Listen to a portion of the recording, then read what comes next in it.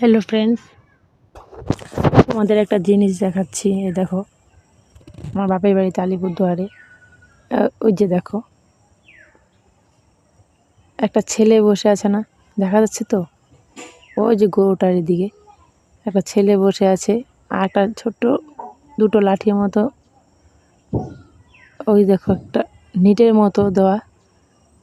আমাদের আলিপুরদুয়ারে কতগুলো আদিবাসী ছেলেরা আসে পাখি শিকার করতে, বা বেজি বা যে কোনো টাইপের ইঁদুর, ওগুলো শিকার করতে আসে। ওটা ওদের খাবার সন্ধানে আসে আর কি। যাই হোক, ওদের খাবার, কিছু বলা যাবে না। কিন্তু দেখো তো, এই যে পাখিগুলো কি দোষ, ওদের যে মেরে মেরে খাচ্ছে এভাবে, যে মানে আমাদের পৃথিবী থেকে যে এভাবে একটু একটু করে সব লুপ্ত করে দিচ্ছে আর কি। ছোটোর থেকেই আমি জন্মের পরে দেখে আসছি এই যে এরকম ওরা আসে, ছেলেফেলেরা এগুলো পাখি মারে, বেজি মারে, যে কোনো আর কি প্রাণী মারে আর কি। কিন্তু এগুলো কি ভালো জিনিস? দেখো তো, ও সব জঙ্গলের ভিতরে ঢুকেছে। অনেক ছেলেপেলেরা, একটা ছেলে এখানে দাঁড়িয়ে আছে, মানে বসে আছে আর কি, ধরার জন্য। বেজি টেজি কিছু ধরবে আর কি, পাখিও মারে সাথে সাথে।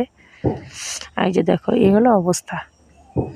এই যে হলো বসে, এই যে এই যে এই যে এই যে কি দৌড় মারলো, এই ভগবান, তোমাদের দেখাতে পারলাম না। এই যে ছেলেটা দৌড়াচ্ছে, একটা খরগোশ বেরোলো, জঙ্গলি খরগোশ। ইস, আপনাদের দেখাতে পারলাম না, বেরিয়ে চলে গেলো খরগোশটা। এ হে রে, ছেলেটা দৌড়ালো।